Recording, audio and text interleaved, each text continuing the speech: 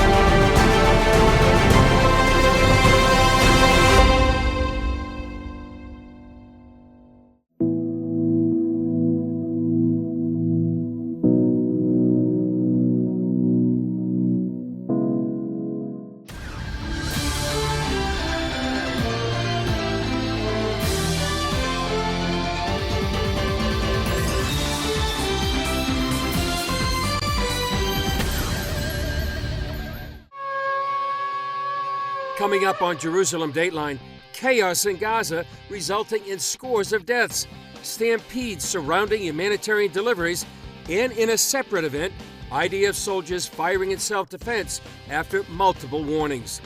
Plus, analysis about the war from former Ambassador Michael Oren and Professor Gil Troy. And encouraging Israelis through art. Murals across Israel celebrating the courage of Israeli and Iranian women. All this and more on this edition of Jerusalem Dateline.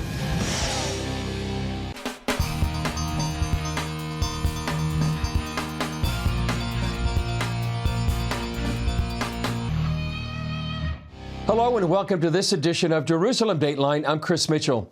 In an early morning stampede on February 29th around aid trucks in northern Gaza, more than 100 Palestinians died. Paul Strand has more on that and the latest news. The White House labeled the deadly incident caught on camera by Israeli military drones tremendously alarming and called for an investigation. It appears most who died were crushed by a crowd rushing the trucks, or were run down as those trucks, driven by Gazans, began to flee the mob scene. In a separate incident, a few Gazans were apparently shot as a large crowd charged toward Israeli soldiers nearby. A U.S. aid official immediately criticized Israel. Desperate civilians trying to feed their starving families should not be shot at. But an Israeli military spokesman talked of Gazans being killed by their own neighbors, not the IDF. Thousands of Gazans dispensed upon the trucks. Some began violently pushing and even trampling other Gazans to death, looting the humanitarian supplies. Hagari says in the midst of much chaos, shots fired by IDF soldiers were only meant to disperse an angry mob and were never aimed at stopping the aid reaching Gazans. No IDF strike was conducted towards the aid convoy. The American Jewish Committee Global Voice reported of the more than 100 killed, fewer than 10 were shot. Reports continue to say Hamas is hijacking much of the aid. Meanwhile, ever more hungry, desperate Gazans are still camping out along aid routes. This man saying, quote, "I can't wait till my child dies from famine." In Beirut, Lebanon, an angry mob demanded more aid be allowed to reach Gazans, blaming Egypt for holding up more than 2,000 aid trucks near the Rafah crossing. This protester said, quote, "We will not allow Gaza to starve. We will not allow further genocide to occur." In the latest terrorist attack in Israel, a 57-year-old rabbi and a 16-year-old hitchhiker were shot dead in Samaria Thursday by a Palestinian Authority policeman turned terrorist. He shot two of our residents where they were here in the gas station. One of our residents came from a hummus shop right here and killed the terrorist. Amid all this, the Israeli military is carrying out its mission against Hamas, reporting that it's now killed 13,000 terrorists in the war in Gaza. Meanwhile, it appears talks to free hostages held in Gaza remain stalled. Prime Minister Benjamin Netanyahu said Israel will free them one way or another. Thanks to the combination of military pressure and tough negotiations, we succeeded in returning alive 112 of our hostages. We're determined to return them all. With or without an outline, we will fight until total victory. Paul Strand, CBN News, Jerusalem. Some questions on everyone's mind right now are what happens with Gaza after the war and how will it be governed? Former Israeli ambassador to the U.S. Michael Oren joined CBN President Gordon Robertson to discuss this and more. Well, let's talk about the post-war plan. Netanyahu is calling for Israeli military presence and then a buffer zone on the border. Is there any foreseeable future where Gaza is back under Palestinian control? I think that's the ultimate goal, is to find a Palestinian leadership that is responsible, that is more committed to the future of their children and grandchildren they are to killing our children and grandchildren. And that may take a while. Keep in mind that Hamas has been ruling the Gaza Strip for a long time. It was raised an entire generation of Israelis, of Palestinians, excuse me, who have learned literally before they walk that the most sacred thing they can do is slit the throat of a Jew.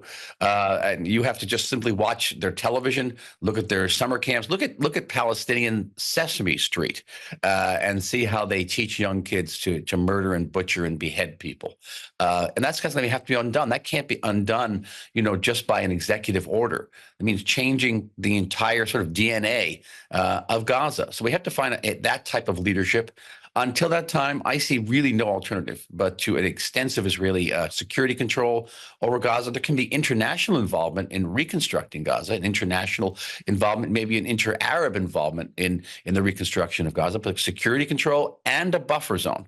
And I know the Biden administration said there can be no buffer zone. I think Israel's going to have to dig in its heels here. The United States is not about to give up the buffer zone between North Korea and South Korea. We have to ensure that no terrorists can ever get close to that border again. And the buffer zone we're talking about, which is really several hundred meters, is very, very, I think, a reasonable demand. Well, can Israel even trust the international community here? I mean, you look at the history of UNRWA. I've been saying for years it should be defunded and it shouldn't exist anymore. But now we have revelation that they actually employed terrorists, members of Hamas. Their employees participated in the October 7th attack. I hear you that there should be international governance here for Gaza, but can you even trust it? Well, I say governments, not security control. Security control has to remain in the hands of Israel for that precise reason. You can't trust them. And by the way, UNRWA absolutely must be dismantled.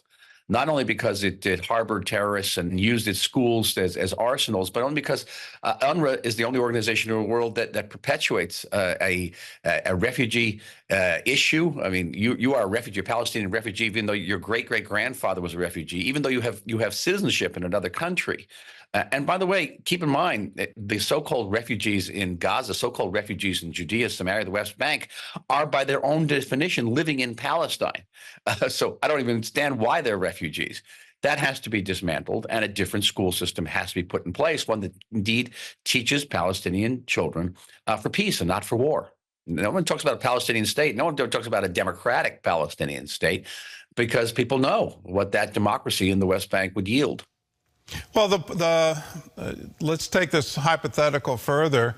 If there is a Palestinian state and it's, the so-called two-state solution, isn't it going to be just as radical as what we're seeing right now? Isn't it going to be dedicated to the destruction of Israel? Well, if the leaders of that state have come through the Palestinian education system, that is, I think that's not questionable. And for a mass majority of Israelis today understand this. I mean, even people who are left of center understand that a Palestinian state comes into being today, tomorrow, the day after, it's going to be a Hamas state. I live in Jaffa in South Tel Aviv, along the coast, but I look out of my rear window in my apartment and I see the Hebron Hills. If a Palestinian state is in those hills, we will not be within rocket range. We'll be within rifle range. They can put a bullet through my rear window. And, no Israeli is going to agree to that. We frankly think it's insane. Well, are we back into the same situation Israel's been in time and time again, where you can win the battle, but not win the peace? Well, I think that since 1948, we've pursued a tactic which is also our strategy, and we're in an incredibly hostile environment, and every once in a while we have to remind our enemies that it's not a very good idea to make war against us. And some of those enemies will eventually reach the conclusion that war is not the way to go. This happened with Egypt. Egypt tried to wage not one, but 4 wars of national destruction against us.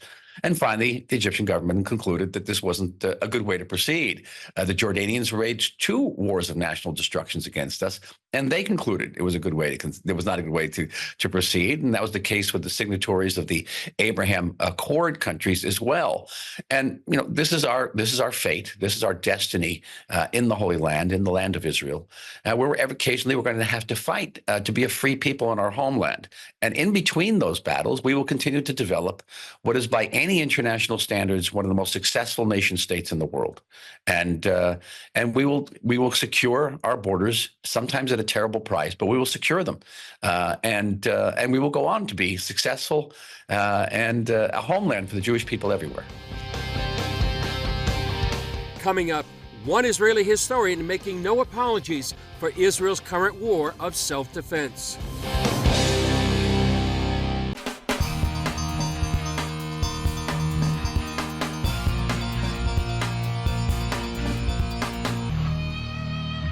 In the messaging put out to the world by Hamas, Israel is characterized as the aggressor in Gaza.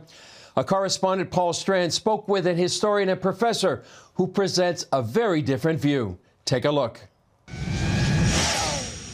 We're speaking with Gil Troy, a Jerusalem Post commentator who recently wrote this column, No Apologies, Israel is Acting in Self-Defense. Gil, people from all over the world are, charging Israel as just waging this war horribly and killing innocent Palestinians. But I take it from that column, the last thing you think Israel should do is apologize. I have a problem. I'm an American historian. I know that Abraham Lincoln didn't apologize during the Civil War. I know that Franklin Roosevelt didn't apologize during World War II. I've also read Just War Theory, which says that when you have a supreme emergency, you have to respond. On October 7th, while there was a ceasefire, which had been pushed on Israel by the international community, Hamas attacked in the most brutal, despicable way, killing over 1,200 innocents. And Israel had no choice but to respond. And when you come to assess the morality of war, and we know that looking for morality in war is kind of like looking for vegans at a cannibals convention. But fundamentally, when you talk about morality of war, you say, is it just or is it not? And then, when we actually see how disciplined Israel has been, and every innocent life shouldn't be killed, it's terrible. But when Israel's been so disciplined, and basically they've killed 1 civilian for every 1 terrorist, that's an extraordinarily low ratio. The United States ratio tends to be 4 and 5 to 1, especially in urban warfare. Traditional urban warfare is 10 to 1. And so every death is a tragedy, but I'm actually very proud and I will not apologize. America's president and secretary of state have said things like Israel's acted over the top in Gaza and is dehumanizing Palestinians. What do you say to America, who talked to Israel at a time like this, especially when Israel was the victim here? They were the ones who were invaded and attacked and had 1,200 people killed. What do you say to America? So first, let's go back to President Biden's initial words. Don't. He said to the rest of the world, he said to Hezbollah, he said to Hamas, essentially, don't do this, and to Iran, don't get involved. So we have to go back to that. The only way to do don't without it being just talk is, unfortunately, to use guns and rifles and tanks. And so my appeal to the American people is simply judge Israel as we judge ourselves. Judge America as Barack Obama acted in Mosul and in Iraq against ISIS. Judge America as it responded after 9/11. Judge America by the standards of democratic standards, and we'll see that Israel is defending not just itself, but defending Western civilization and defending the United States of America. You quoted in your commentary the famous writer Amos Oz, who is no warmonger. I think he was considered a peacenik. Why did you quote him, and what did he say? Amos Oz was one of the most famous Israeli leftists. From the time the 1967 war was over, he said, let's give back the territories, let's work with the Palestinians, let's find a peaceful solution. And in 2014, when Israel was once again faced by waves of rockets from Hamas. And let's remember that Israel withdrew completely from Gaza in 2005. And yet Hamas took over in 2007, and the rockets and the terror increased. And in 2014, Amos Oz is being interviewed with a very important reporter like I am being today. And he said, before you ask me a question, I want to ask you a question. What would you do? What would you do if your neighbor came, took his kid or your kid and hid behind the kid and then started shooting? How would you fight? He said, we have no choice. What would you do? And that's my appeal to America. What would you do? How do we defend ourselves against people who hide behind hospitals? I call them Hamas hospitals. They hide in mosques. Let's call them Hamasks. They call them kindergartens. Let's call them killer gardens. They use every civilian infrastructure to hide behind, and then they target our civilians. So we're really against an enemy which is very diabolical, that has no problem hiding behind their own people. So I echo Amos Oz's, the famous peace question. What would you do? You want to criticize Israel, fine. Just give a constructive alternative. Amen. All right. Well, thank you so much. Gil Choi, Jerusalem Post commentator, author of a recent column, No Apologies. I'm Paul Strand, CBN News. Up next, inspiration from Israeli and Iranian women heroes and celebrating them through art.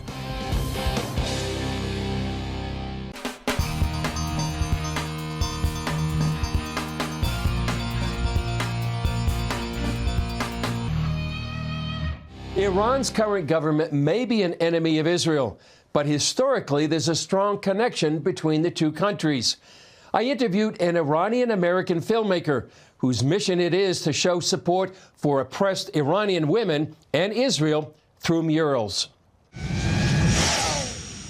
Human, great to see you back here in the studio. We've talked about your murals for many months.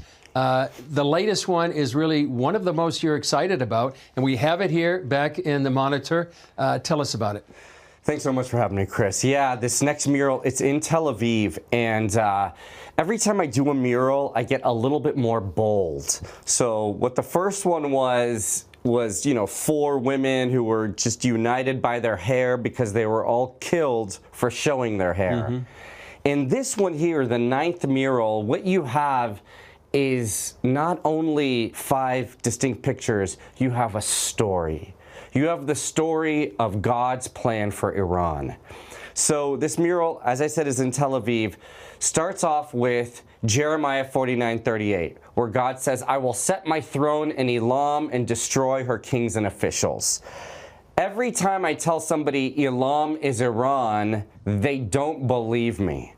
Elam, the place where Cyrus the Great was born, the place where Queen Esther is buried, and the place where Daniel the prophet lived. Elam. This is Elam. So that's how the mural starts. Next to the map of Iran and Elam is Queen Esther. Okay? The whole book of Esther, because no preacher ever says this from the pulpit, takes place in Elam. It takes place in Iran. The whole book does. And above Queen Esther is Esther 4:14, which every preacher boils down to, you were chosen for such a time as this. Arguably the most famous verse within that book. Next to Queen Esther is a woman named Kosar. And Kosar won the silver medal in archery for Iran. But she protested along with the women. And as a result of protesting the Islamic regime, they have these little guns with pellets and they shot out one of her eyes. So I have her riding a lion with a bow and arrow in her hand. Strength, a true woman warrior. And above her is Hosea 11:10. And Hosea 11:10 basically says, when the lion roars, my children will come back trembling from the west. It's a call. It's a call. God saying to the Jews, return to the land. Next to Kosar is Sherel Haim-Pur. Sherel Haim-Pur is a Persian Jewish soldier who was killed by Hamas on October 7th. And it was her very last weekend as being an IDF soldier. And she decided to grab her gun and go into the battle. Hamas killed her, burned her body, made her unrecognizable. And so I put her in because she too is a strong female warrior. And then the last symbol is basically 2 hands. One hand is the flag of Jerusalem. The other hand is the Shah's flag, the flag with the lion holding a sword with the sun rising in his back, forming a heart. And above that, I put Jeremiah 49:39, which is basically God saying, I'm going to reestablish the fortunes of Elam. I'm going to destroy her kings and officials in 38. I'm going to reestablish her fortunes in 39. Because there are many goals with these murals. I want to inspire the people of Iran to keep fighting for their freedom. But really, I hope and pray that Iran and Israel will be friends again today as they have been for 3,000 years. I don't think a lot of people understand that and know that there has been a historic ancient connection between the Persian people and the Jews. Yeah, that's exactly right. All the Persian Jews are from 500 BC. They're all from the time of Esther. When you talk to a lot of scholars about Judaism, they'll say the Persian Jews are the purest Jews, and they've kept and maintained their tradition for so long. And today, to this day, in Iran right now, there's still 15,000 Iranian Persian Jews in Iran. Well, yeah. Well, kol hakavod, Human. Amazing mural, and what a story and a message. Yes. For such a time as this. Thank you. Still ahead, digging out from the rubble of war, how CBN partners are helping kids and families get back to normal.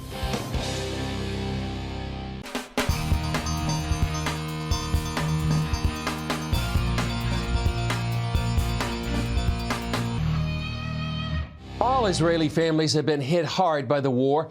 Soon after October 7th, some working parents found themselves unable to go to their jobs because daycares were shut down. CBN Israel made the difference for one kindergarten that needed help before it could reopen. The Home Front Command said that kindergartens could reopen only if we had bomb shelters. Putting 2 bomb shelters in each daycare is a cost of hundreds of thousands of shekels. If I had waited until I had the right protection for the daycare, I don't think I'd be able to reopen. We are providing bomb shelters, and we have an opportunity here to actually help more than 100 families to be back to their normal lives, because the rockets that are flying from Gaza from like 60, 70, 80 kilometers are heavier and stronger than the ones that are going to the Gaza envelope, which is like 7 to 10 kilometers.